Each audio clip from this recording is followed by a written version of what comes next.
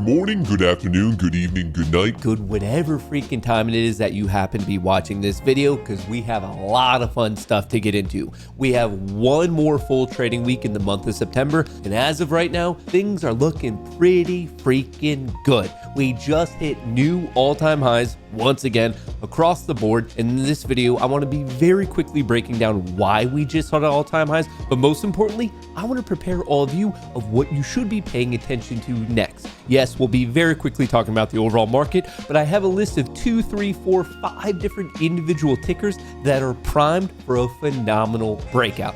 But before we get to all that, don't forget to like, subscribe, share this video with a friend. With that being said, let's roll the tape.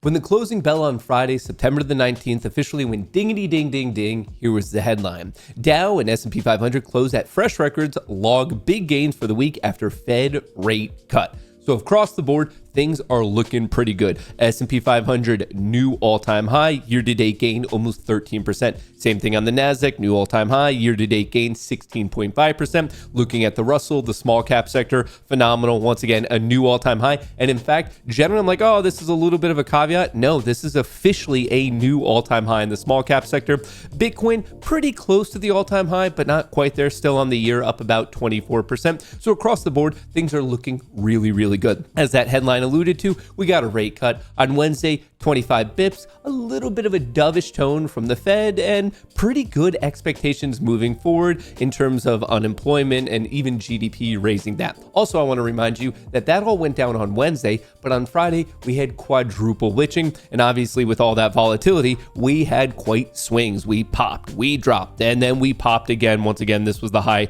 right at the end of the day. Small cap sector, we saw a lot of profit taking there, and just so you guys know, now that we're zoomed in as I'm filming this on Sunday, Bitcoin halfway through 115,000. So yes, price action itself was pretty exciting. Looking at the options market, you can see things were pretty quiet until 11:30, and then someone basically just flipped the light switch and said, nope, time to buy. The S&P 500 ripped, the Mag 7 ripped, and what's making me really excited for this upcoming week, right at the close, we got more of a rip than we even saw. In terms of the bounds and the expectations you should have, this is how things kind of expired out on Friday, where all of the purple on the screen is positive gamma. Remember, positive gamma, negative gamma, not necessarily bullish or bearish. It's more of mean reverting price action, as if you go up, it comes back down. If you go down, it comes back up. That's more of this purple zone. The red zone is negative gamma, and that's more of trend falling. As in, if we break above 6,800, we can really get going. But same thing on the other side. If we break below 6,400, it can really drop off there. So that's kind of the structure of how we're going into this. Obviously, a lot of optimism. And as you're about to see, by definition, we are already bucking the trend of September. Over the past 20 years worth of data, you can see September has a little bit of positivity, but the final half is generally really bearish. And I guess we didn't get the memo this time around. So this is 20 years worth of data. Over the past 5 years, September is the worst month of the year. And even if you look at the weekly, bearish, bearish, bearish, and we have one more final bearish week. But if you look at that past 3 weeks we've actually had, well, they've been the opposite. They've been bullish, bullish, bullish. So I want you to know about seasonality, but obviously even this time around, this is a great counterexample of how sometimes seasonality isn't right. And I would argue this particular September is a little bit special, obviously with what's going on with monetary policy and all the trade deals and everything in between. But just to show you that sometimes when you have this idea of like, oh, historically, this is how we see things play out. Well, generally, you can find counterexamples. So this brings up the next logical question. If seasonality is bearish, but we just hit new all-time highs, what gives this time around? What should we be looking for as we kind of conclude the month of September? And the answer is we have a lot on the schedule. So Tuesday, we're not only going to have the manufacturing numbers, but we're also going to have another speech from the chairman of the Fed, Jerome Powell. So once again, midway through the day on Tuesday. Wednesday, normal stuff. Thursday, we get the GDP numbers and the goods numbers. And then on Friday, we have another inflation report. So basically every single day this week, you're either going to have a Fed member talking, an important data drop. Pay attention to all of that. But I think this week, we're going to have a lot on the economic front as it relates to us and our potential trade partners.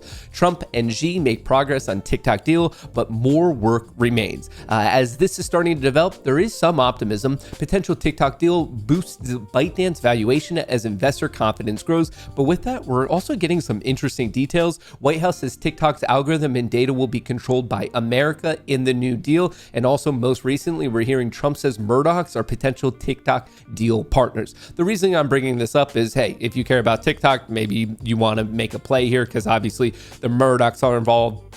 Horowitz, Oracle in one capacity or another. But if anything, I'm bringing this up from like the larger view of we're going to probably be getting announcements of how our trade deals as a whole, not just this one thing, but this upcoming week, there's a very good chance at a random moment, we might either be getting good news or bad news related to the current trade deals. So I just want to put that on everyone's radar. And speaking of putting stuff on your radar, this is probably going to be the most helpful part of this particular video. And once again, this is not mutually exclusive. Maybe you're watching a ticker that just isn't on my particular radar, but there's a couple things that are primed for a phenomenal breakout. And I want to let you know that I'm presenting these in no specific order. So let's just kick it off with Palantir. After a big pop, a drop, a nice accumulation, we are seeing a beautiful follow through, a beautiful higher low. This is actually where I unfortunately got stopped out, but it does look like PLTR, Palantir Technologies, is about to be ripping, testing the all-time high, and I want to see that follow through in the short term to 200. Somewhat similar vein,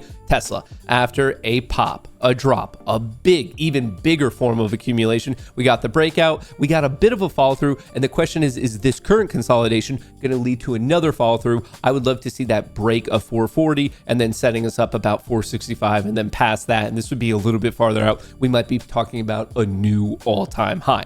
We also have Coinbase. You're probably seeing a trend here of things exploding, coming down, accumulating, and now from a technical perspective, not only are we seeing this higher low in the follow through, but we have a beautiful upside gap pull to 376, 377. So throw that one on your list. Looking very similar. Microsoft, big pop, pullback, accumulation. Folks, you have to be seeing this trend. At this one, my minimum target would be right above 530. And from there, we might be talking a new all-time high. And then the final ones here are nice trend line breakouts. CoreWeave, ticker symbol CRWV. Same thing. Pop, pulled back, we have this succession of tests, and maybe, just maybe, this is the actual breakout right now. So I'll be watching that one closely. NVIDIA looking the same. It popped, it dropped. We have this trend line, and we are knocking on the door of the breakout. And then this final one, not the exact same setup, but I'm actually looking at that Oracle beat on earnings. Well, technically it missed on earnings, but the new revenue numbers are very, very impressive, the future guidance. And then also talking about the TikTok deal, and Oracle's name is more so there.